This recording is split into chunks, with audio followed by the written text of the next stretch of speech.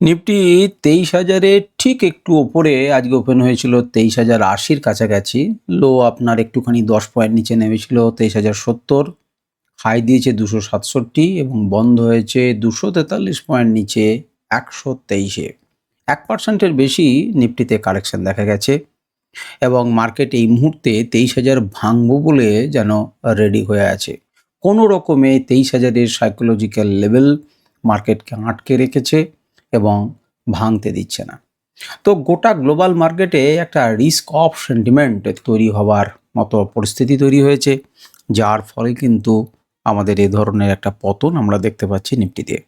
Nifty অ্যানালিসিসের এই ভিডিওতে আমি সুররঞ্জন গঙ্গোপাধ্যায় আপনাদের সবাইকে স্বাগত জানাচ্ছি। চলুন ভিডিওটা শুরু করি এবং বোঝার চেষ্টা করি যে আজকে কী বিষয় ছিল যেগুলো আমাদের নজর রাখা উচিত ছিল, কোন কোন বিষয়গুলোর উপরে আগামী দিনে আমাদেরকে নজর রাখতে হবে। চার্টে দেখব, মাল্টিপল টাইম ফ্রেমে দেখব, এর সাপোর্ট রেজিস্ট্যান্স দেখব, সমস্ত কিছু দেখব। তো তার আগে প্রথমে একটা ডিসক্লেমার আপনাদের দিয়ে রাখি, আমি সেবি রেজিস্টার্ড অ্যানালিস্ট নই।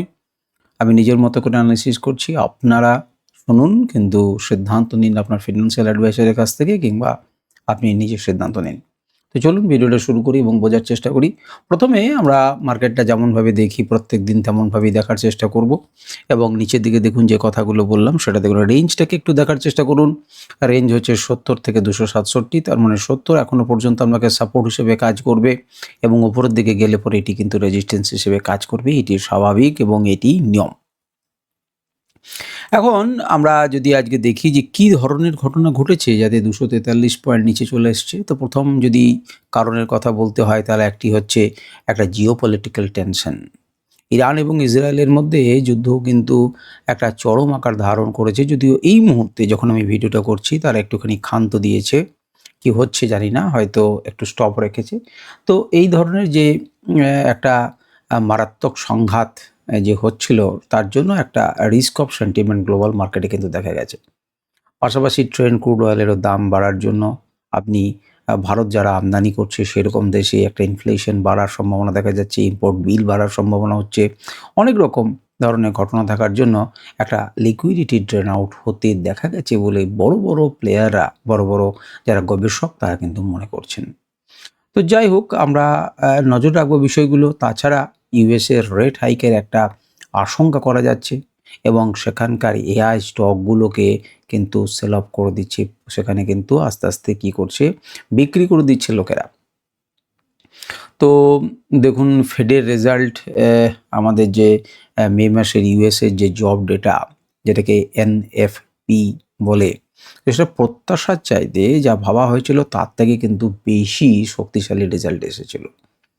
তো সুতরাং একটা রেট কাট হওয়ার সম্ভাবনা বেশ ক্ষীণ হয়ে গেছে, তার পরিবর্তে রেট হাইক হওয়ার একটা পরোক্ষ শঙ্কা কিন্তু তৈরি হয়েছে। এবং তার সাথে যুক্ত হয়েছে আরেকটি বিস্ফোরণ, সেটি হচ্ছে এআই স্টকের ভ্যালুয়েশন নিয়ে একটা সংশয় তৈরি হয়েছে, যার জন্য গ্লোবাল টেকনোলজি স্টকে একটা ব্যাপক প্রফিট বুকিং আমরা দেখতে পাচ্ছি এবং যার প্রভাব কিন্তু শেষ পর্যন্ত আমাদের কাছে এসে পড়েছে এবং সেটাই স্বাভাবিক। আর যদি একটা কারণকে আমি আপনাদেরকে বলতে চাই, যে দুটি কারণের কথা আমি আপনাদেরকে বললাম, এবং তৃতীয় কারণের কথা যদি আমরা কোনো কিছু আপনাকে বলতে চাই, তাহলে রিজার্ভ ব্যাংকের একটা যে আরবিআই গ্রোথ কাট এবং নেগেটিভ এফআইআই ফ্লো, এই দুটি কিন্তু একটি গুরুত্বপূর্ণ কারণ। সেটা হচ্ছে তারা যে 6.9 থেকে পূর্বাভাস যে জিডিপি গ্রোথ, যেটা 6.9 থেকে কমিয়ে 6.66 করেছে। তো সেটি একটি নেতিবাচক প্রভাব ফেলেছে, অবশ্যই সেটি ফেলারই কথা। দ্বিতীয় নাম্বার, এফআইআর আর সমস্ত বিক্রি করে করে তারা পালিয়ে যাচ্ছেন। সুতরাং মার্কেট একটু মার্কেট স্ট্রাকচারটা একটু দুর্বল হচ্ছে এবং যে ক্যাশ ফ্লোটা বন্ধ করতে পারছে না, নেগেটিভ ক্যাশ ফ্লো যেটা এফআইআইডিআই এর, সেটা কিন্তু একটা প্রভাব ফেলেছে। তো যাই হোক, আমরা যদি দেখি তাহলে আজকে একটা বড় গ্যাপ ডাউন দেখেছিলাম মার্কেটে। একটু সিনপসিস, আমি কিচ্ছু না দেখিয়ে শুধু স্ক্রিনটাকে রেখে আপনাদেরকে বোঝানোর চেষ্টা করছি, আমাদের কনসেন্ট্রেশনটা ড্র করার চেষ্টা করছি, দেখছি যে কতজন সেই কনসেন্ট্রেশন রাখতে পারেন। দেখুন প্রত্যেকটা চার্টে আপনি শুনছেন এবং মনোযোগ দেওয়ার চেষ্টা করুন। দেখুন মার্কেটটা নিচের দিকে খুলেছিল, মার্কেটটা নিচের দিকে খুলে থেকে স্বাভাবিকভাবে উপরের দিকে যাওয়ার চেষ্টা করবে, কিন্তু আগের দিন আমরা একটা রেঞ্জের কথা বলেছিলাম, সেই রেঞ্জের নিচের দিকের জায়গাগুলোতে যখন মার্কেট গেল তখন স্বাভাবিকভাবেই তার উপর কিন্তু উঠতে দিল না। কেন স্বাভাবিকভাবেই বলছি, আমরা চার্টে গিয়ে তো বুঝবই, কিন্তু বোঝার চেষ্টা করছি যে একটা একটা বাউন্স কিন্তু ছোটোখাটো একটা শর্ট কভারিং আমরা দেখেছিলাম, কিন্তু উপরের দিকে স্ট্রং আপনার সাপ্লাই জোন থাকার জন্য ইন্ডেক্স ব্যর্থ হয়েছে ওপরটাকে ব্রেক করতে, এবং আস্তে আস্তে ধীরে ধীরে মার্কেট কিন্তু নিচের দিকে এসেছে।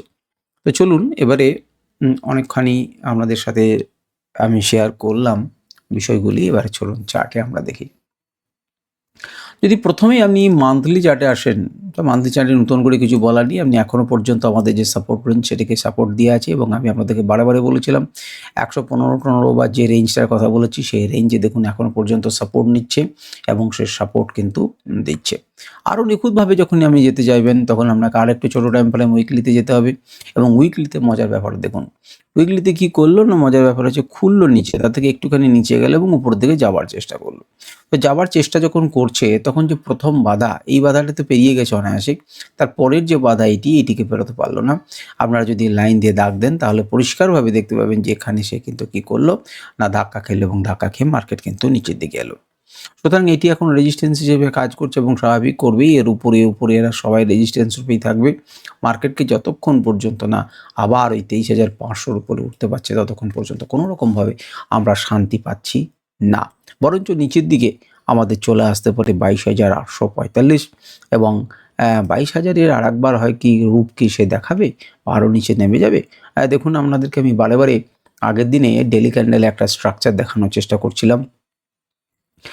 আমি জানি না আপনাদের কতজন সেই স্ট্রাকচারটির কথা দেখেছিলেন, যে উপরে উঠলো নিচে নামলো, উপরে উঠলো নিচে নামলো, উপরে উঠলো নিচে নামলো, উপরে উঠছে একটা নির্দিষ্ট দূর পর্যন্ত, যে নিচে নামা না এখান থেকে নিচে নামা আমরা জানি না, এবং আমরা দেখাচ্ছিলাম যে low high high low high lower high তৈরি করছে, তেমনি করে লোয়ার লো তৈরি করছে, এবং এখানেও কিন্তু একটা লোয়ার লো তৈরি করতে পারে। যাই হোক, নিচের দিকে আসছে। এবার তাকিয়ে দেখুন যে এই যে জায়গা পর্যন্ত গেল, এই জায়গাটা যখনই আমাদের পুরনো চার্ট অ্যানালিসিসের লেভেলসগুলো আপনাকে দেব, তখন কিন্তু আপনি খুব অবাক হয়ে যাবেন যে দেখুন যে লেভেলটাকে সমীহ করছিল বারে সেই লেভেলটাকে এবারে কিন্তু নিচের দিক থেকে যখন প্রাইস যাচ্ছে তখন সে রেজিস্ট্যান্স রূপে কাজ করছে। কি ক্লিয়ারভাবে বারে আপনাদেরকে বলেছি এই কথা, এবং আপনারা দেখতে পাচ্ছেন যে সত্যিকারেরই সেইভাবে কিন্তু কাজ করে। নিচেটা আপাতত আপনাকে সাপোর্ট দিচ্ছে একটি লেভেলের উপরে। আমি অনেকবার কথাটা বলেছি, একটি লেভেলের উপরে আমি পজিটিভ, একটি লেভেলের নিচে আমি নেগেটিভ, একটি লেভেলের উপরে আমি বলিশ, একটি লেভেলের নিচে আমি বিয়ারিশ। তো ঠিক তেমনি করে এই লেভেলটির নিচে যতক্ষণ পর্যন্ত থাকবো ততক্ষণ বিয়ারিশ থাকবো।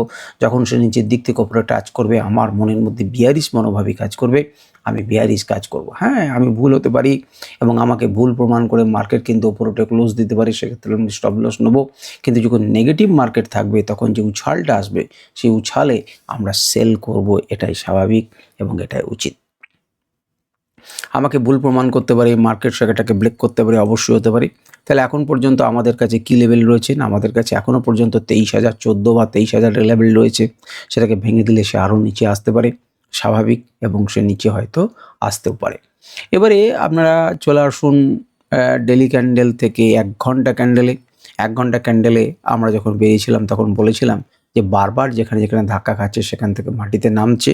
এই যে লেভেলসটার কথা, এই যে ট্রেন্ড লাইনটার কথা আপনারা দেখেছিলেন, তো দেখুন ওখান থেকে ধাক্কা খেয়ে অনেকখানি নিচে নেমেছে, এখান থেকেও ধাক্কা খেয়ে কিন্তু অনেকখানি নিচে নামলো।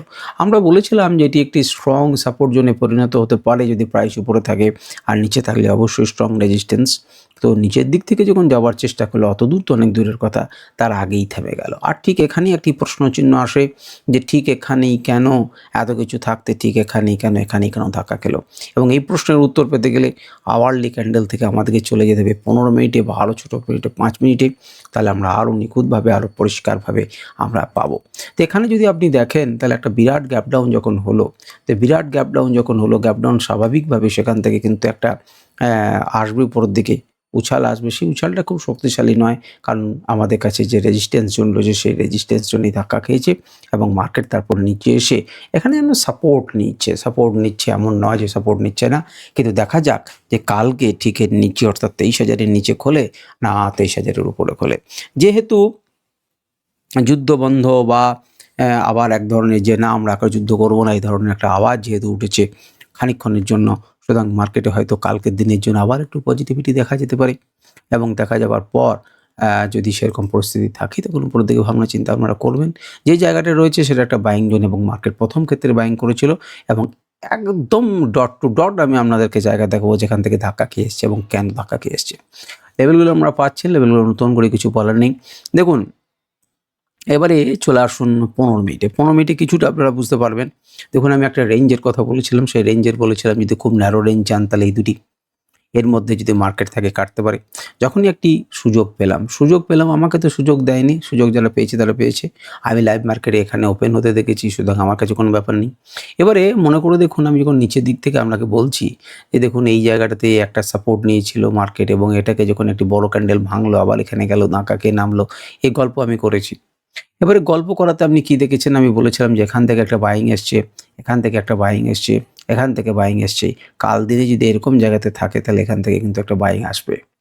আপনি এই যে এখান থেকে বাইং এসেছে তাহলে এটি কিন্তু একটি ইম্পর্ট্যান্ট লেভেল, এটুকু বললাম।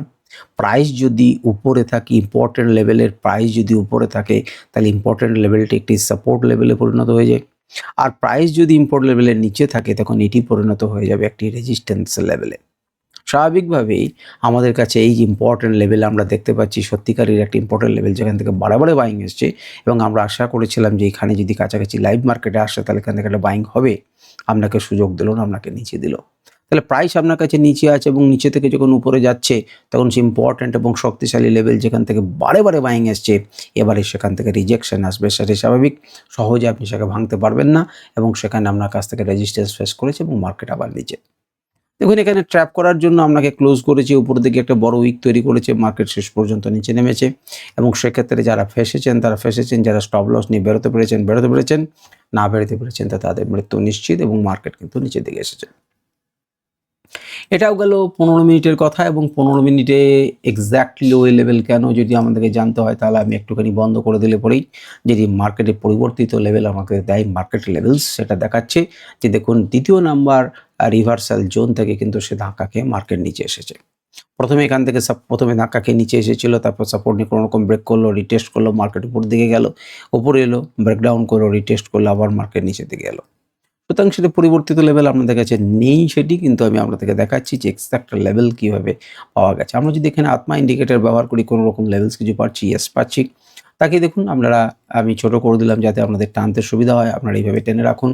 তাহলে 15 মিনিটে যারা ট্রেড করার চেষ্টা করছেন তারা ভাবনা চিন্তা করবেন এই হচ্ছে একটি লেভেল, যেটি যদি ব্রেক করে তাহলে আপনারা নিচের দিকে ভাববেন। আবার মার্কেট যদি এখান থেকে ধাক্কা খেয়ে নিচে নামতে পারে আবার এই লেভেলটিও আপনাকে যে গুরুত্বপূর্ণ হবে, রিটেস্ট করবে এবং মার্কেট নিচের দিকে পড়তে পারে। যদি এইরকম ট্রেন্ড লাইনটাকে ব্রেক করে এবং রিটেস্ট করে তখন আপনি আবার উপরের দিকে ভাববেন। উপরের দিকে ভাবলে প্রথমেই টার্গেট এটা রাখবেন, তারপরের টার্গেট এরকম রাখবেন এবং সেই অনুযায়ী আমাদের চলতে লাগবেন। এর সাথে আমি লেভেলসগুলোকে যদি দেখাই তাহলে আপনি ক্লিয়ার হবেন যে কিভাবে আমাদের এগোতে হতে পারে বা কিভাবে আমরা সিদ্ধান্ত নিতে পারি। এবারে চলুন 5 মিনিটে একটুখানি ভালো করে আমরা বোঝার চেষ্টা করে দেখুন, একদম ডট টু ডট আপনি দেখুন মার্কেট নিচের থেকে উঠেছিল, ধীরে ধীরে উপরে একটি এইরকম ধরনের জিগজ্যাগ প্যাটার্ন করতে উপরের দিকে এলো। খুব ভালো কথা। এবারে আপনি তাকিয়ে দেখুন যে গল্পটি আপনাদেরকে আমি করছিলাম যে একটি লেভেল যেখান থেকে বাইং এসেছিল সেই লেভেলটি কেমনভাবে ধাক্কা দেয় আপনি খুব পরিষ্কারভাবে বুঝতে পারবেন। দেখতে পাচ্ছেন? আপনি ভালো করে তাকিয়ে দেখুন। সুতরাং সেটিই এখন রেজিস্ট্যান্স রূপে কাজ করছে কি বিউটিফুলি। তাহলে কেবল আপনি লেভেলগুলোকে মেনটেন করুন, লেভেলগুলোকে সঠিকভাবে আঁকতে শিখুন, তাহলে দেখবেন আপনার অনেকখানি কাজ খুব পরিষ্কারভাবে হয়ে যাবে এবং আপনি একটা ক্লিয়ার চিত্র পাবেন। এই যে এখানে একটি বড় ক্যান্ডেলকে দেখছেন, এটি কি প্রমাণ করে? এটি প্রমাণ করে যে এখানে আপনি সাস্টেন করার চেষ্টা করছিলেন, তো সেই সাস্টেন করাটাকে 12টা বাজিয়ে দিলাম। এই বক্তব্যই খালি এই ক্যান্ডেলটি বলছে যে এখানে আপনি সাস্টেন করার চেষ্টা করছিলেন তো এবং ধরে রাখার চেষ্টা করলেন তো, সেটাকে আপনি 12টা বাজিয়ে দিলাম, বন্ধ করলাম, রিটেস্ট করলাম, মার্কেট নিচের দিকে নামাচ্ছি। এখন এখানে এটি গুরুত্বপূর্ণ লেভেল ছিল এবং লেভেলটি আজকে রাখা নেই আপনারা জানেন। তো এখানে আপনি তাকিয়ে দেখতে পাচ্ছেন এই লেভেলকে যতক্ষণ না পেরোবো ততক্ষণ পর্যন্ত আমাদের শান্তি নেই। অর্থাৎ 23,140-এর উপরে যদি কালকে মার্কেট, অর্থাৎ 150-র উপরে যদি মার্কেট সাস্টেন করে তবে কিন্তু আপনি উপরের দিকে ভাবনা চিন্তা করবেন। আর যদি এটি নিচের দিক থেকে উপরে যায় এবং এখান থেকে গোত্তা খায় তাহলে নিচের দিকে ভাবনা চিন্তা করবেন। কিন্তু 23,150-এর উপরে যদি সাস্টেন করে তাহলে কিন্তু মার্কেট উপরের দিকে যেতে পারে এবং মার্কেট সে চেষ্টাও করতে পারে বলে আমার অনুমান। তো এবারে একবার আজকের যে ওপেন ইন্টারেস্টের ডেটা, সেই ডেটাটাকে আমরা একবার চাক্ষুষ দেখে নিই। একটু খুলতে দেরি হচ্ছে, 9 তারিখে কালকে এক্সপায়ারির দিনে। এক্সপায়ারির দিনে মার্কেট কি ভাবছে? মার্কেট সবথেকে বড় কথা যেটা ভাবছে, আমি 23,000 এর গল্পটাকে প্রথম দেখার চেষ্টা করি। 23,000 এর জন্য মার্কেটের কি ভাবনা চিন্তা? 23,000 এ দেখুন আপাতত কিন্তু একটা হিউজ কি আছে, সাপোর্ট আছে 1,61,000। মনে আছে কালকে ম্যাক্স পেইন কিন্তু 23,400 আমরা বলেছিলাম। তো ম্যাক্স পেইন কিন্তু 23,200 তে নেমে এসেছে, আর মডিফাইড ম্যাক্সিম কিন্তু 23,300 তে নেমে এসছে। তার মানে এই কথাটা আমরা বলতে পারি যে এখনো পর্যন্ত মার্কেট কিন্তু 23,000 কে ভাঙার দিকের গল্প কথা বলছে না, অ্যাকর্ডিং টু ওপেন ইন্টারেস্ট এবং ম্যাক্স পেইন। কালকে কি হবে আমরা কেউ জানি না। 23,000 যদি যাচ্ছি, আপনি তাকিয়ে দেখুন 23,000 এ আমাদের কিন্তু কি রয়েছে, 23,000 এ কিন্তু 1,61,000 লট কি রয়েছে, সাপোর্ট রয়েছে, আর সেখানে কল বিক্রি করা রয়েছে 21,675 লট, অর্থাৎ প্রায় 8 গুণ সাপোর্ট রয়েছে। 23,000 কে ভাঙতে দেব না বলে তারা স্থির করেছে। আমি জানি না শেষ পর্যন্ত কি হবে। যত উপরের দিকে যাচ্ছেন তত দেখবেন ইন্ট্রাডেতে কিন্তু 23,250 পালিয়েছে কল রাইট পুট রাইটাররা। যদি আপনি আরেকটু যান 23,300 কোনো মতেই মার্কেট যাবে না বলে স্থির করে নিয়েছে, 56,000 বিক্রি করেছে। এখন ম্যাক্স পেইন কিন্তু তার সত্ত্বেও 200-300-র মধ্যে ঘোরাফেরা করছে। পরের দিনের সকালবেলাতে কিছুক্ষণের মধ্যে ডেটাটা ক্লিয়ার হবে, পজিশন কিভাবে নিচ্ছে, ওয়াই ডেটাগুলো আপনারা চেক করুন এবং দেখার চেষ্টা করুন। আজকের ভিডিও এই পর্যন্তই। নমস্কার, ধন্যবাদ। আপনাদের কোনো প্রশ্ন থাকলে অবশ্যই প্রশ্ন করবেন, আমি চেষ্টা করবো আপনাদের উত্তর দেবার, এবং আপনারা শুনতে থাকুন এবং অনুভব করতে থাকুন। নমস্কার, ধন্যবাদ।